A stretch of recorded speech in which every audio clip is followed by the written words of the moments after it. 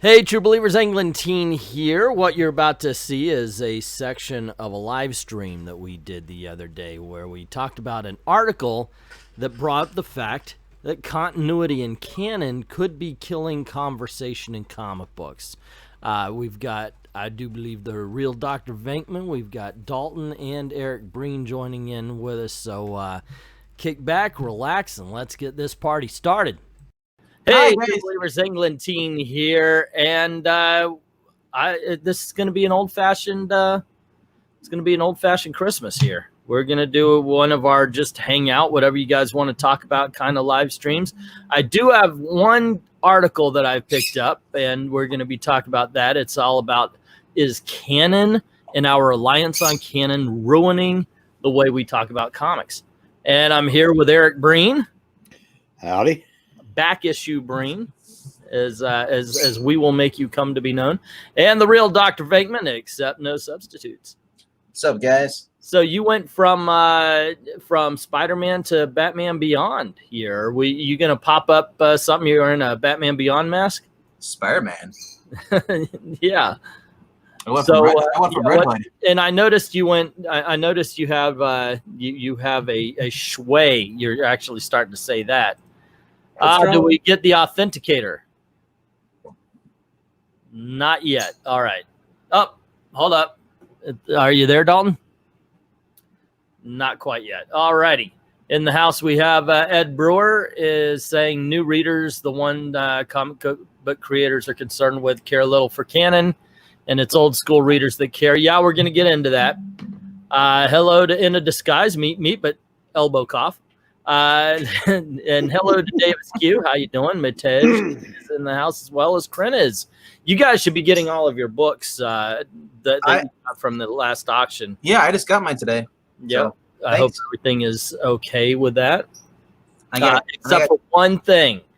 One thing I freaking could kick myself. I don't know what happened, but whoever got the Fantastic Four with She-Hulk, it went to Zach Richards. He's sending it back, and I'll send it to you. I made a mistake on that one. Sorry about that, but it is being taken care of. Let's see. NERDROTIC Nooner just ended. Lots of good get at noon. Oh well, I guess where you are. So yeah, we I found this article on IO9, and it's talking about. It was talking about our fascination with canon is killing the way we value stories. And it goes on to say, basically, old farts like you and I, Brain, rely on canon far too much. And there are people out there who can't stand anything that goes off of it. And because of that, it's ruining the way people talk. Like a lot of people today, as Brewer pointed out, they don't give a shit so much about it. But what's your take on this? I think it's definitely more prevalent among modern readers. I think the modern readers don't care because it's just give them a story and tell them to like it, and they will.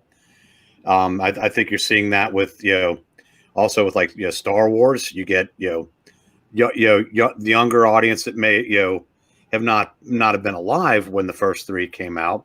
They're not as beholden to those as like folks our age that were when we pick apart the new ones for whatever reason. So yeah, I think it basically comes more or less comes down to the age demo. It might just now what they say about it says right here. This craving for, above all else, the continuity and the canon is a toxic attitude, not just to the way we talk about pieces of media from a critical perspective, but in fan circles as well. The hunger for facts above all else lead to things like filler episode becoming a derogatory term for stories that don't advance the larger ongoing plot of a narrative or don't include some shocking new revelation or that someone can add to a list. It predicates the gatekeeping act of being a fan that is built on how much you know about a thing over whether you actually enjoy that thing or not. It's an attitude that in turn feeds the equally unruly and constantly growing spoiler culture because A fandom that values pure details above all else puts weight in the knowledge of those details. The need robs discussion about the stories we get of nuance and interpretation, because who cares what you think happened when there's an answer from the Word of God to that question you might have had. And more sinisterly, beyond the way it shapes our discourse, it's craving that further enmeshes our love of a world, not to the world itself, but to the masters behind that world. So one problem I have right away with this is that it actually, I want to find where it says, it was talking about making how, where is it? It was talking about how an unruly and constantly growing spoiler culture, because fandom that values pure details above all else puts weight in the knowledge of those details. Just because you want Peter Parker to always be Spider-Man doesn't mean that you don't value the story itself. It's not just fact above caring. If you know all those facts, it's usually, and that's what it is. That's what it was. It was putting the fact above the enjoyment of the story. More than likely, the reason why you know all those facts is because you enjoyed the story enough to delve that deeply into the culture of whatever media you're consuming. Well, that's what he's saying is the problem. Essentially, he's essentially saying investment in things like meritocracy, passion, expertise, and detail is the problem. He's essentially disparaging the idea that there are tiers of geekdom, and we respect those of a higher tier of knowledge and expertise, and etc. It's the but my subjectivity argument yet again, and this is why I wanted to de-woo this shit, because goddamn do I hate but my subjectivity. You can't argue for taste. There's no way you can make a rational argument about this stuff because something fiction. You really wanted to get onto this one. This is my golden era. You guys know I make a habit of mentioning postmodernism about as often as Jordan Peterson does, and this is precisely that shit. Yeah. Postmodernism isn't a funeral home. Any canon question is a Google search away, says Joshua Vidito, and that's true. And there's always some old farts like me or Breen around to do a video or talk to you guys about the good old days of comic books back when they cared about the story and not so much about the message. Yeah, he brought up. Give me one sec, Dalt. He brought up. He disagreed with me on the younger reader thing and said it's appealing to the lowest common denominator. And that is true, but I guess my point was, the younger reader may not be as versed in that, so they don't have as much, prior knowledge to go by without that Google search, and so they're more readily acceptable of things that may have broken with what came before. That's kind of what I'm in right now, being only 35 years old. I'm reading Ongoing Flash. I'm loving it. I've only read the YOS run before that. So I never really read the original Flash. So I doubt what they're doing ongoing is canon to the original story. But saying that, I guess you could see me might be the problem, because I enjoy Kurt more than what came before, because I don't know what came before. Maybe what came before was hokey, or maybe what came before was better. I can't tell you. It's canon. Okay, it's just 4 or 5 crises ago. Yeah.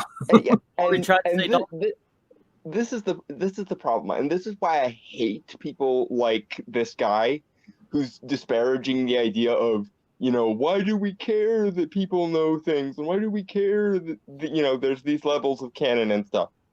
It's precisely because we now live in a world where information is one Google search away. So in my opinion, in a world where you can literally spend 2 seconds and find an article that will explain, 20, 30 years of a character's history, and you don't put in the effort to that, that's one thing. Like, I get that some people are, filthy casuals, and they don't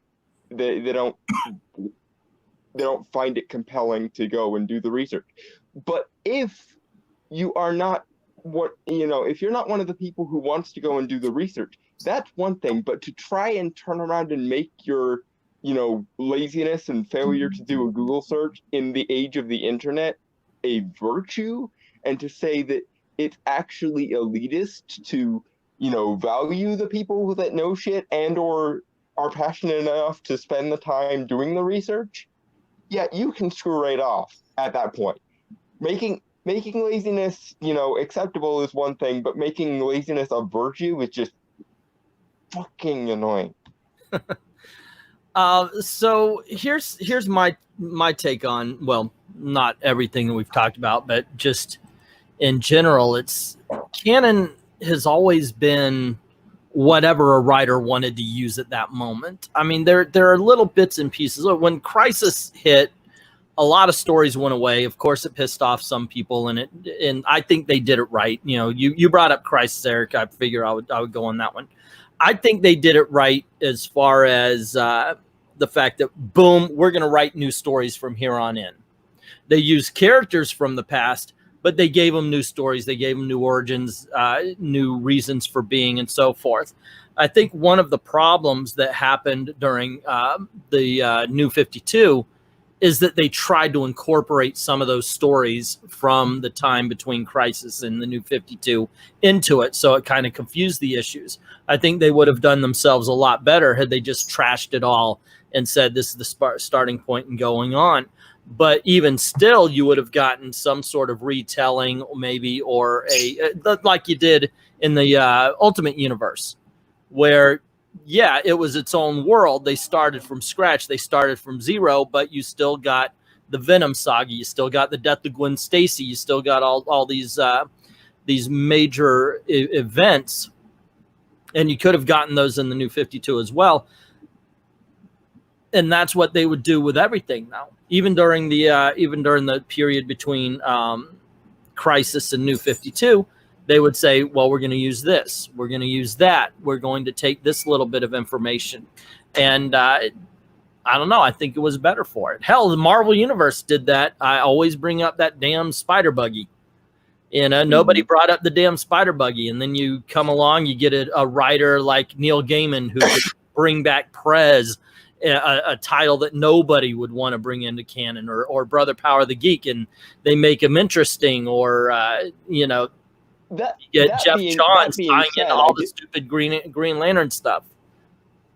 Yeah, that being said, I do have more respect for a writer that can bring in as many aspects of canon as possible and make it work. That's one of the reasons why Sandman is one of my all-time favorite comics, because rather than just disregard the other 2 or 3 Sandmen that previously existed, Gaiman decided, I'm going to not only add new stuff, but I'm going to weave it together with the old stuff so it's a cohesive story, and it spans basically the entire cosmology of the DC universe.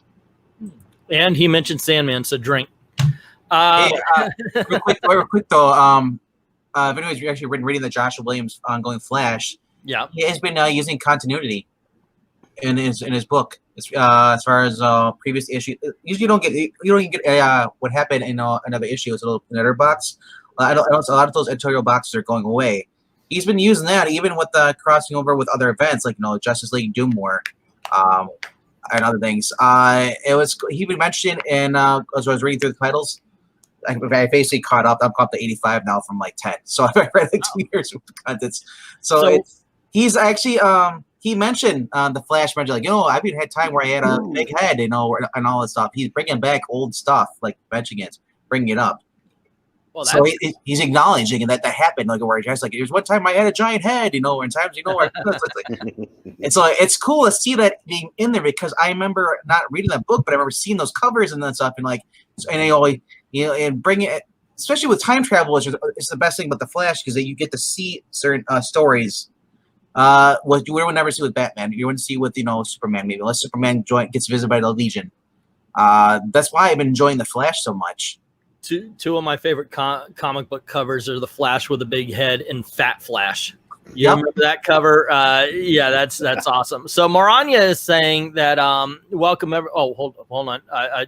moved, so I lost her first one. But oh wow, I'm way behind on these things because I accidentally bumped it. And there, dang. Okay, so I'm real late. Character canon is a restriction to writers who want to put out a message instead of crafting a story that doesn't warp the characters so out of recognition that it is character and name only, which I agree with. We're taking advice from the guy trapped in the cotton candy machine. Yes, we are. It's being butthurt because someone else knows more about a subject than they do, and I think that it does come off that way. Look, we are the people who know this because we're the people who read this, who put we're the fans lives into it. Yeah. Well, see, and that's the thing, and Maranya kind of touched on it, but in the modern day and age, there's this idea that the only value of art is in the interpretation or in some external measuring stick rather than inherent to the material itself. Mm-hmm. We are the people who judge the material for the most part on the material itself. And, the internal consistency, the lore, the character work, et cetera, et cetera, et cetera. These people are the people who want to say, well, sure, but what is it saying? What point is it trying to make? What's it trying to get at? What's it trying to get at? Everything is external to the actual material. And it really ticks me off. This is why I didn't, despite my love of art and my love of philosophy, I didn't actually go into like film school or anything, because it is, for the most part, and I've had conversations with actual film majors who have told me this, it is all this interpret through whatever lens you feel like, because something subjective influence and whatnot. And it's just like, but you're not actually saying anything of substance. And I'm sorry, but if you can't make a substantive point, then it's probably best you just don't make one. That may be discriminatory of me, but if the answer you can come up with isn't substantive in nature, it effectively isn't even an answer. That's just me, in my opinion, I guess.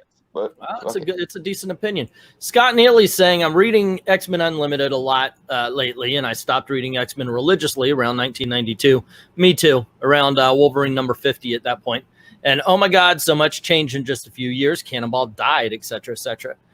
Joshua, I love this. This right here, ladies and gentlemen.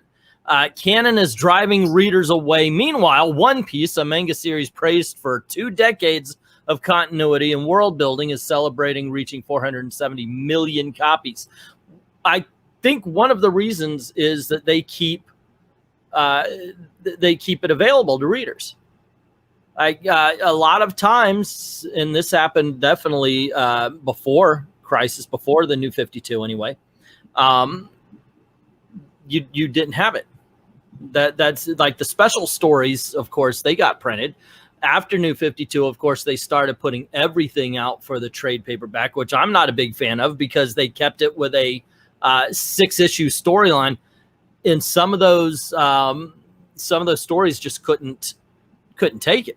I mean, we've got some like 1 or 2 issue stories that are stretched into 6, and they seem to be afraid to have a trade paperback filled with 6 single issue stories, which would be just fine if those stories were good. That's all we ask.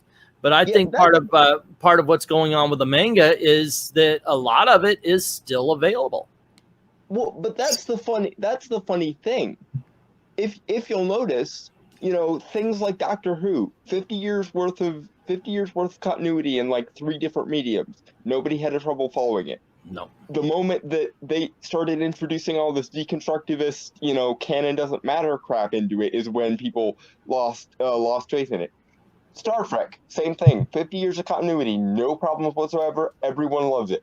The second they start this, canon doesn't matter, we can do whatever we want, crap, is the moment when people lose faith in it. Marvel, 80 or 90 years to this point of continuity, no problems. But 2013 and onwards, when they start doing all new, all different. So that's why I hated the fact that not a lot of people know this, but there was in the 90s, supposedly DC had their another one. What was that called? With 0 Hour. that was supposed to fix all of continuity from the last 10 years. Chill out, DC. Seriously, it's okay to let to world build. It's fine. I think part of that problem, and this might be an unpopular opinion here, but part of the problem with that is that they listen to us too much sometimes. And I know that goes against everything I've been talking about, where I'm saying, hey, they need to listen to us, but bear with me. Well, it's one thing to understand when we're going, hey, look, whatever you're doing here, that it's pretty bad, it's wrong. But it's another to listen to a handful of people saying, I don't get it. What's happening? Where do I start? Yeah, there's another half. Yeah, there's the other half of that problem, which is the reason they do these constant reboots is so new readers can jump in. But number one, in the age of the internet, that's mostly unnecessary, because the people who are curious about, where did this come from? How did this happen? They're going to go to YouTube and they're going to find, as much as we dislike people like it, but they're going to find people like Comics Explained and Comicstorian, or they're going to find, NerdSync, or all those plastic channels that do nothing but provide exposition, or they're going to go to Wikipedia and they're going to spend, 20 minutes to an hour reading the appropriate article, and they're going to have a solid enough understanding of what they're doing to read it. And the other thing is, the people that, even before the internet, the people that cared enough about these questions to figure out the answers took the time to figure out the answers, and the ones that didn't need it, so they didn't, they weren't impacted negatively by not knowing what's going on. Yes, you do have to kind of have a certain phenotype to be this level of geekery, because you do kind of have to be somewhat obsessively detail oriented on some level to even get into these kind of hobbies in the first place. But until 20 years ago or so, that was fine and everyone understood that was how it worked. But again, it's this disingenuous, we don't like the audience we have, we would like audience a better class of people. That's where I've done a couple of videos on that a while back. It's amazing. I've been seeing this happen so many times. It's like, oh, okay, wow, you guys are doing that again, huh? Okay, I don't know if I should make new videos or just bring out the old ones. I think, oh goodness, who was it? Joe, I think. Anyway, somebody was bringing up this new, in the comment section, somebody was bringing up this new teenager Batman story. I did stories about these things last year. Thank you for noticing now, guys. It's, but you guys are a year late to the party. This has been going on forever and a day. It's now one has the attention and everybody's acting like it's brand new. And oh my gosh, look what they're doing over here. They're making this teenage pretty boy. They've been doing it forever and a day.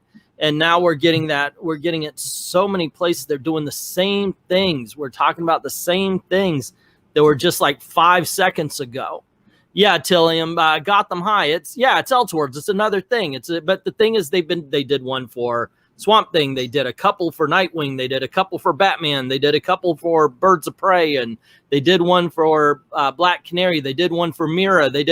There's this whole other thing, this preteen world going on out there. Welcome to the party, pal. Seriously. It's been out there. Thanks for joining in the fight. It's just, but the thing is, remember DC Superhero Girls? It was basically the same thing as Gotham High. Superhero Girls is a hell of a lot better than those preteen things. But we're seeing it happen all over the place, and it all comes down to exactly what you were saying. They're looking for this other audience. The big problem, and I did the videos about this before, is that they're willing to sacrifice the one that they have in order to get it. And that's where their big problem comes from. Yeah, because they're ashamed of us. They've internalized all of the negative, nerds are bad, nerds are incels, nerds are, insert negative derogatory thing here. And they essentially do the self-flagellation thing of, I'm sorry, this is our audience. I'm sorry, this is our audience. We'll do everything we can to find another one. Why do we have to be stuck with this lower class of people? It's like, bitch, do you not know who your core audience is? And or do you care about like the medium you're in being successful, and that's the thing. By and large, nowadays they don't care if the medium they're operating in is successful, and in fact, in many ways, they find what we would define as success to be actually morally reprehensible, so that they do everything they can to change it. Yeah, it's ridiculous sometimes what goes on, and if they could figure out a way to keep us and still get this new audience, and I think what they're doing with those books, I mean, for as bad as they are, I think what they're doing with those books is the way to go. See, you know, I don't think they would be satisfied if they found a way to keep us and attract the new people. Because if they found a way to keep us and attract the new people, what you get is not everything is fine in geek culture now. What you get is, well, things are better in geek culture, but there's still this one toxic subset of fandom, toxic fandom, and that's, you know, referring to people like us. We need to find a way to distance ourselves from this, you know, these hangers-on that for some reason have stuck around. They're not going to be satisfied until we, as the lower class of people they want to actively distance themselves from, are removed, which, you know, keep doing what you're doing. It's doing wonders for you, but you might want to make sure you have an industry left over when you're done with it. Well, let's be honest too. If you know the creators, if they can get rid of all of us that care about canon and continuity, their jobs just get a hell of a lot easier. Yeah, maybe so. Well, here's the thing, though. The job they signed up for, basically, at that point, because it's all, you know, we need to deconstruct all these norms to make sure that, you know, we don't establish any norms that have already existed for centuries or whatever, and it's like, that's what they consider their job is, or at least a large proportion of them do. All the art school grads and the novelists and the stuff they bring in from outside are just inculcated with this. Everything is subjective, and any standard of merit that you apply to things is oppressive otherwise, so we need to get rid of it, and therefore creating things without merit is a good thing. So, Jonah Arts, what we're talking about is there's an article that said craving canon is ruining the way we talk about comics, and it talks about how some people are more into liking their knowledge about stuff than enjoying the stories. And my whole stance on, well, not the whole stance, but part of the stance is, of course, being a fan gives you that kind of knowledge. And, you know, shoot, Eric Breen remembers a hell of a lot more than I do. Doesn't mean he's read more comics. Just remember, he remembers everything. But, you know, they're taking it as some sort of next to him at a moment's notice he can pause. That is true too. That helps. Let's see. Scott was talking about the Batman animated series comic. I have read that. I got a review copy, and I'll be doing a review on Old Man Comics of that. One of the big problems that's going on with this whole idea, and what gets me, is the people running the show are comic book fans, and they're old enough to remember. They're old enough to have been there, and they've just went stupid, I think. Hold on, let me finish my thought there, Dalton. They went stupid about all of this because they don't remember the fact that collecting these things, getting the whole story, 40 years worth of Spider-Man stories, and at this point it's 50, but you know, you get the drift. And point being is, by creating this canon, by creating this world, you get people more involved in it. The One Piece thing that was brought up earlier, you've got this incredible world that's been built over time. They want this in 6-issue increments so they could sell their trade paperbacks to bookstores and then run away. They don't give a shit about canon as much as we do, but it's dumb. As it's been said before, every jumping on point is a jumping off point. You're not creating a world for people to get into. You're not creating the world that Marvel Team Up or Marvel 2-in-1 or just even Marvel comics from the from the 40s it became mystery Marvel anyway. Premiere or They Strange all Tales yeah Tales to Astonish or any of that. they worked so hard to make sure you understood that this was a world that was inhabited by all of these people and they have a rich history. And now their idea is get rid of that history. It's only good for 6 issues. And That's also, you ridiculous. should be ashamed for ever liking that history. So, sucks to be you. Yeah, it is ridiculous. Yes, I love the Dark Phoenix saga. The Dark Phoenix saga, according well, that's a bad example. It's the one that came to my mind. But because the Dark Phoenix saga isn't a 6-issue story, it's actually told from 101 all the way up to 137. Point being is I like the Dark Knight Returns. Let's go with that. It was only 3 issues. But you needed the entirety of the DC universe almost to get 100%. You know, you need to know all the characters, everybody involved. I mean, you could read it for just the 3 issues, and it's brilliant. But you just get that much more by knowing what's going on, knowing that world. It's amazing to me the people who are as old as I am, who are now in charge of Marvel, they just don't see that. But then again, as we all know, it's not them who's in charge. It's Sana Amanat. So there you go, guys. That is that. So what did you think? You agree? You disagree? Let us know in the comments below. Don't forget to click like, share, subscribe, and ring that notification bell if you haven't done it already. And hey, watch one of the videos that are popping up around you right now. You might enjoy that as well. If you don't mind helping out the channel, going over to Patreon or to Ko-Fi, drop $1 in the link and helps keep making videos for you. I'd like to thank everybody who's already done that. To everyone, all of the true believers, thank you very, very much for watching.